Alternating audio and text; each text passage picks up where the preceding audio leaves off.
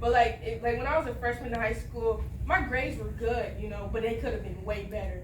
And then from sophomore, junior, senior, my grades were really good. So you know, I just say take that and like, cause each year it builds you up to now, you know.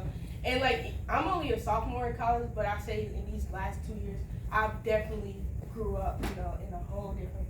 Eric said my grandma tells me all the time, like you sound like you're getting older and stuff like that. So, but yeah, so I just think you know, just stay true to yourself. College is a big adjustment. It's stressful. You're gonna have those days. You're getting to your degree, so it's gonna be stressful, but it's also a great learning experience. You get to meet people. I've met people that I know is gonna be my forever friends. You know, so yeah. So I just say stay true to yourself. Do you have any questions? Yeah, I like questions. I have a question, Dr. Cooper. How did your study habits change, or did they change? Like, do you have a routine, far as how you plan to do your studies, your homework? Because you also have a young adult college life, social life. So how do you time manage with your studies and your social life? I can say it definitely was hard at first because in high school, it was like I had homework, but I didn't have homework. You know, like you have homework, but it's like it's a whole different level. So when I first came to college, it's like a whole bunch of work. I mean, it's like a whole bunch of work. So like then you want to go out and you want to do all these different things. So you have to really, one thing I make sure I do each week. We use Canvas at IU, so you probably use Canvas at your school too. Yeah. So like during Canvas, you have a to-do list, and it tells you all your homework for the week. So like I can see I plan on Monday. Okay, this is what I got for the whole week. Let me make sure I got this done because I know Friday I'm going out, of course. So you know I know I'm going out on Friday. So you want to not a quiet weekend in your dorm. Let's be real. I mean, so I know I'm going out, so I just make sure that I complete all that. And then they also have, like, when we went to the New Marshall, they have study rooms. They have all that that's open for you guys. The union, y'all didn't see the union, but a lot of people during the week we go there and we study. I don't know if some of you guys are going to do groups, but I do say that's a great opportunity for y'all to do.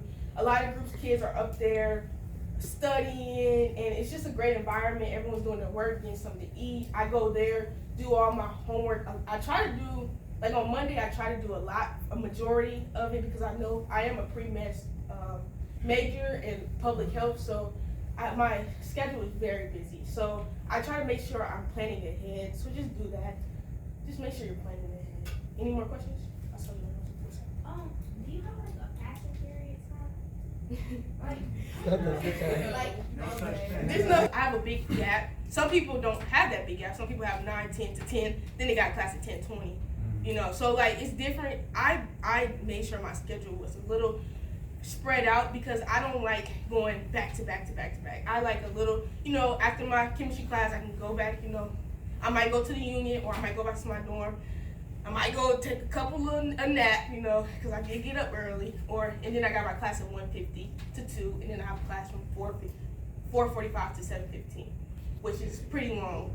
But that's the thing about college, you can kind of tailor it. Yeah. Like I was the opposite. Like I made all my classes like 10 o'clock and beyond because I like to stay up. Like I was a study person. I studied best at like 10, 11 o'clock at night.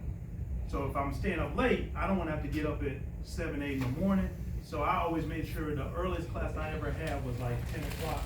So that way if I had to stay up late studying, I would literally be rolling out of bed 9:30, brush your teeth, and heading to class. So you can do it like that.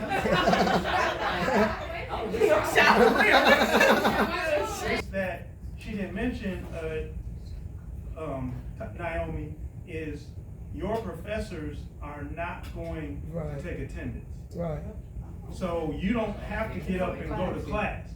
But then at the same time, they don't take attendance, but they'll flunk you right on out and take that $8,000, $9,000 that you spent and move on to the next one. Mm-hmm. So I hate to say this, but since I was here almost 30 years ago, and when we got here, they told everybody, look around the room, half of y'all gonna be gone.